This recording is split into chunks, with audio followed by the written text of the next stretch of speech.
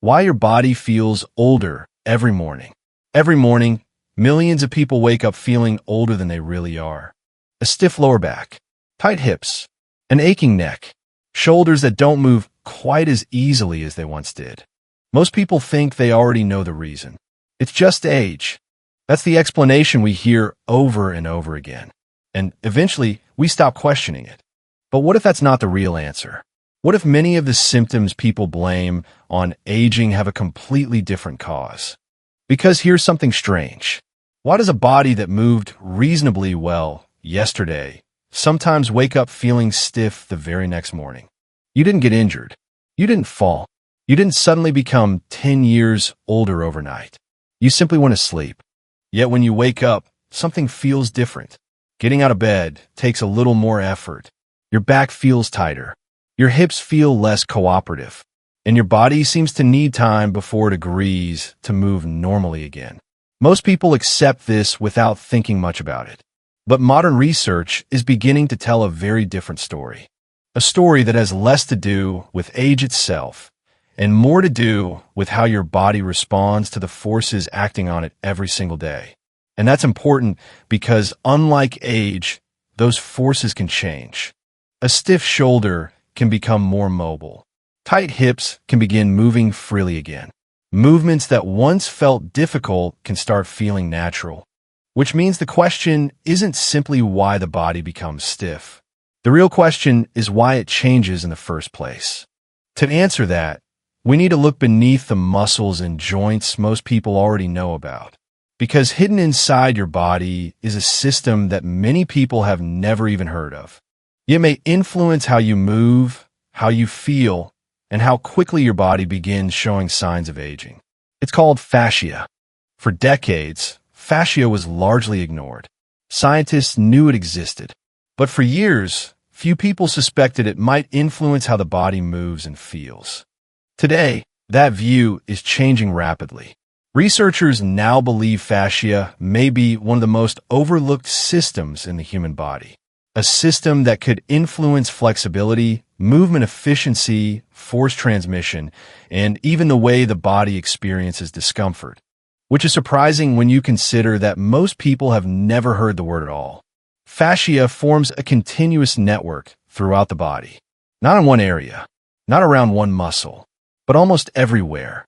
It surrounds muscles, supports organs, wraps around nerves and blood vessels, which means a change in one area of the body can sometimes influence another area in ways most people never expect. And that possibility has researchers paying much closer attention to fascia than ever before. Because fascia isn't simply holding things together. It's constantly collecting information, not just about movement, but about the movement habits you repeat every day. How you move, how you sit, and the patterns you repeat every day, which means your body is paying attention to those patterns even when you're not consciously thinking about them. Day after day, your body quietly records those patterns. And over time, those patterns become physical adaptations. Because the human body is always adapting, whether you realize it or not. It adapts to whatever you ask it to do most often. Move frequently, and it prepares for movement. Challenge flexibility, and it works to preserve flexibility. Stay active, and it becomes more efficient at staying active. But the opposite is equally true. Move less, and the body prepares to move less. Sit more, and it becomes increasingly adapted to sitting. At first, those changes are so subtle you barely notice them. Then one morning, the changes become impossible to ignore. Your back feels tighter. Your hips resist movement. Your shoulders need extra time before they cooperate. And suddenly what once felt temporary begins feeling permanent. That's when most people blame age. But age may only be part of the story. Because beneath the surface, something else is happening. Something mechanical. Something happening inside tissues that most people never think about. Tissues that may be changing long before stiffness ever appears. And understanding those hidden changes may completely transform the way we think about stretching. Because stretching isn't just about flexibility. It may be influencing systems that affect movement, mobility, circulation, and long-term function in ways most people never realize. And once you understand what's actually happening beneath the surface, you'll realize those first few minutes after waking up may reveal far more about your body than you ever imagined. What really happens while you sleep? If fascia plays such an important role in how the body moves and feels, then an obvious question follows. Why does stiffness seem to be worse in the morning?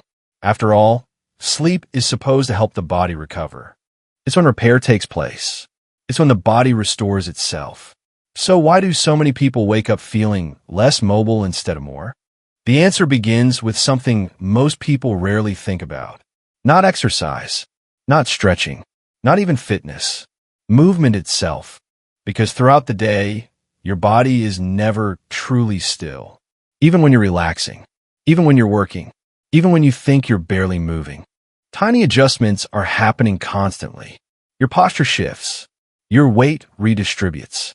Different tissues experience changing forces. And those small movements may be doing far more for your body than most people realize. Then night arrives, and for the next several hours, something changes. Movement drops dramatically. Your body remains in relatively fixed positions. Pressure stays concentrated in the same areas for much longer. And certain tissues experience far less variation than they normally would. At first glance, that doesn't sound important. But researchers have discovered that many tissues depend on movement in ways that aren't immediately obvious. And what scientists discovered next was unexpected, because stretching doesn't just affect muscles. It appears to influence the behavior of connective tissues themselves, the very tissues we discussed earlier. Which means understanding morning stiffness may help explain why stretching works at all. To see why, we need to look at what happens during long periods of stillness. Fascia is not a dry material. It's heavily influenced by water and fluid movement. When tissues move regularly, different layers can glide across one another more efficiently. Movement helps maintain that process. But when movement decreases for hours at a time, subtle changes begin to occur. Not damage, not injury, something much more interesting. The tissues temporarily behave differently. Think about a sponge. When water moves through it regularly, it stays soft and flexible. Leave it compressed in one position for long enough, and its behavior changes. Not permanently, but enough that you notice the difference. Something similar may occur within the body's connective tissues. And that may be one reason morning stiffness feels so familiar to so many people. But here's the surprising part. Many people assume stiffness is the problem. In reality, stiffness may sometimes be a message. A message revealing how adaptable your tissues currently are. How effectively your body handles long periods without movement. And how quickly normal movement returns once activity begins again. In other words, morning stiffness may be telling you something important about the condition of the system beneath the surface. That's a very different way of thinking about it. And it leads to an even more surprising observation. Growing older does not automatically create stiffness. But aging can reduce the body's ability to recover from the conditions that promote stiffness. That's a very different idea, because it means age itself may not be the main cause. Instead, age can influence how adaptable the tissues remain over time, which helps explain something researchers observe again and again. Two people can be the same age. One wakes up feeling mobile and energetic. The other wakes up feeling tight and restricted. The difference isn't always years. Often it's adaptation. Years of movement patterns. Years of habits. Years of repeated physical inputs. Because the body is always learning, always responding, always adapting, whether we notice it or not. Every habit leaves an impression. Every repeated posture leaves a signal. Every movement pattern teaches the body what to expect next. And eventually, the body begins preparing for the life you repeatedly ask it to live. Move frequently, and it prepares for movement. Challenge mobility, and it works to maintain mobility. spend years becoming less active, and the body adapts to that as well. The remarkable thing is that these adaptations often occur so gradually that most people never notice them happening. Until one morning, when the signs become impossible to ignore. And that's where stretching becomes far more interesting than most people realize. Because researchers now believe stretching may be doing much more than temporarily improving flexibility. It may be interacting directly with the connective tissues themselves, influencing how they move, how they respond to force, and potentially how they adapt over time. Which raises a fascinating question. If stretching isn't just changing muscles, what exactly is it changing? And the answer may completely transform the way we think about mobility, aging, and the hidden systems operating beneath the surface of the human body. What stretching is really doing. For decades, most people believed stretching worked for one simple reason. It made muscles longer. Simple, logical, and easy to understand.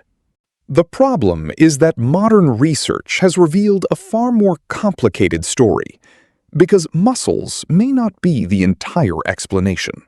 In fact, some scientists now believe one of the biggest effects of stretching may occur in tissues that most people rarely think about. The connective tissues surrounding and linking everything together, including fascia. And that changes the conversation completely. Because if stretching isn't simply making muscles longer, then what exactly is happening? To answer that question, researchers began looking more closely at what occurs during a stretch. What they found was surprising. When you stretch, tissues don't passively sit there while being pulled. They respond. They sense force. They detect changes in tension. And they begin adjusting to those forces in real time. Which means stretching may be less like pulling on a piece of rope and more like having a conversation with a living system. A system that is constantly gathering information and deciding how to respond. That idea might sound strange at first, but your body is doing it all the time. Every movement sends signals. Every posture creates information. Every stretch delivers a message, and the body reacts accordingly. Researchers often refer to this process as adaptation. The body receives mechanical input, then modifies itself in response. And this happens throughout life, whether you're aware of it or not. The fascinating part is that connective tissues appear to be especially responsive to these signals. They're not static structures. They're living tissues, continuously remodeling themselves, continuously responding to the demands placed upon them, which means the forces acting on your body today can influence how your body functions tomorrow, and perhaps even years from now. That's a remarkable idea, because it suggests movement isn't simply something the body performs. Movement helps shape the body itself, and stretching may be one of the most direct ways of providing that input. But here's where things become even more interesting. Researchers began noticing something unexpected. The benefits people reported from stretching often appeared larger than what could be explained by tissue length alone. People felt less restricted. Movement felt easier. Certain activities became more comfortable. Yet the physical changes inside tissues sometimes appeared too small to fully explain those improvements. So what was happening?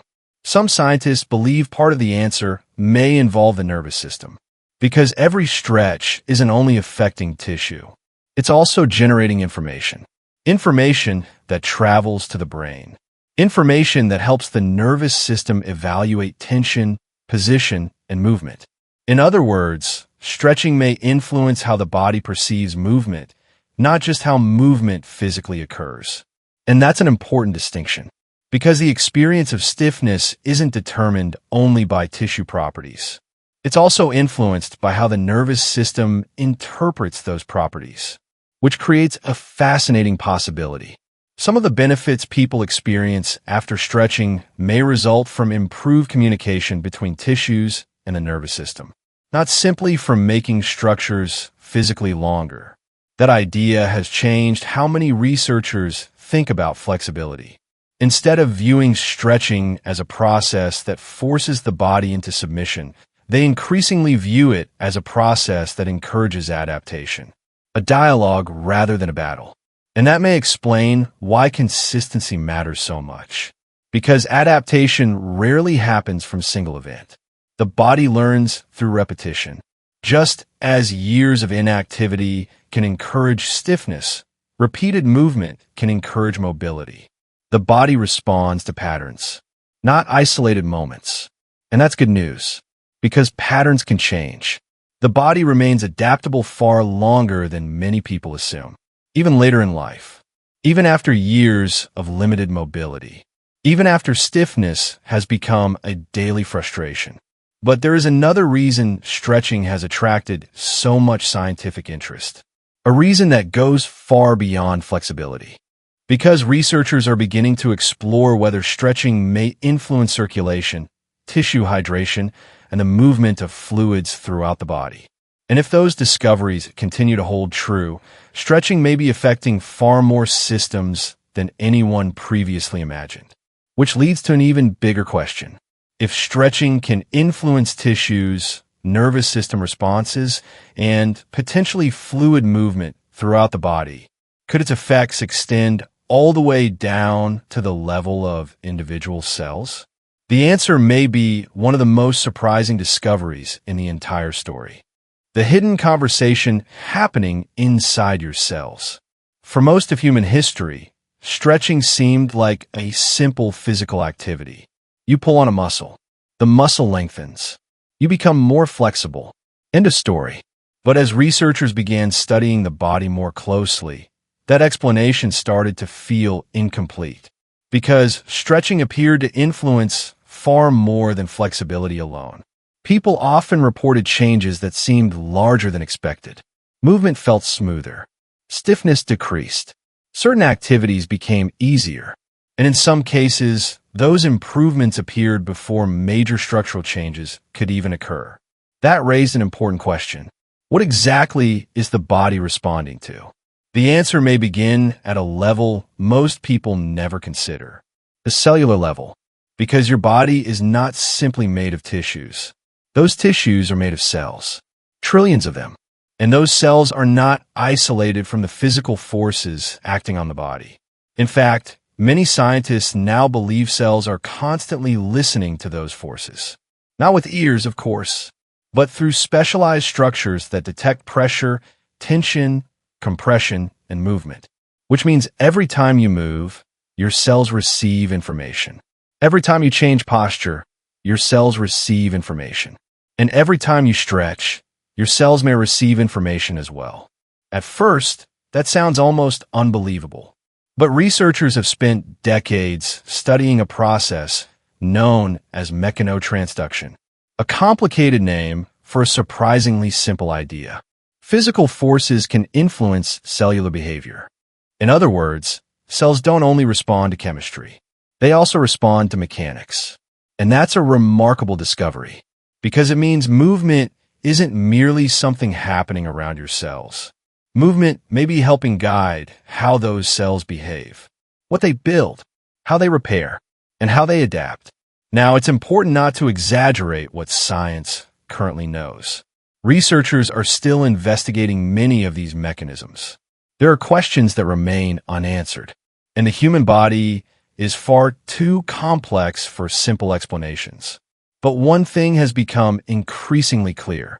The body is far more responsive to mechanical input than scientists once believed.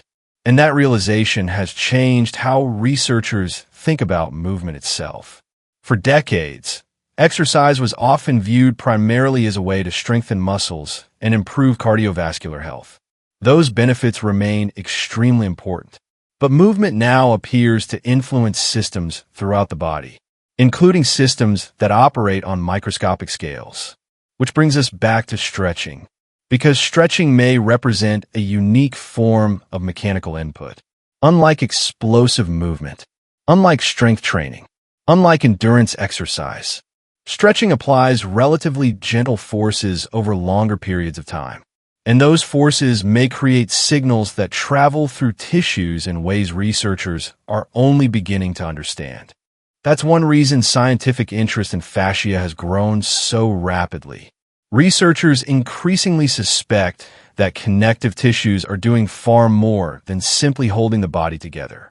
They may be helping distribute information, transmit force, and influence how different parts of the body communicate mechanically with one another. If that sounds like a completely different way of viewing the human body, that's because it is. The older model focused heavily on separate structures, individual muscles, individual joints, individual body parts. The newer view increasingly emphasizes connection, systems interacting with systems, tissues influencing tissues, adaptations influencing future adaptations. And stretching sits directly in the middle of that conversation. Not because it's magical, not because it's a cure for aging, but because it represents one of the most accessible ways of providing the body with mechanical information. Information that may help maintain movement, support mobility, and encourage continued adaptation over time. Perhaps that's the most important lesson in this entire story. The body is not a machine that simply wears out. It's a living system that continuously responds to how it's used. Every day it adapts. Every day it learns. Every day it changes. Some of those changes move us toward greater freedom of movement. Others move us toward greater restriction. The direction often depends on the signals we provide. And that's why stretching deserves a second look. Not as a quick fix, not as a fitness trend, but as part of an ongoing conversation with a body that is constantly listening. Because the real value of stretching may have very little to do with touching your toes, and much more to do with maintaining the adaptability that allows the body to keep moving well throughout life. And once you understand that, stretching stops being a simple exercise. It becomes something far more interesting, a way of reminding the body that movement is still important, and that adaptation is still possible.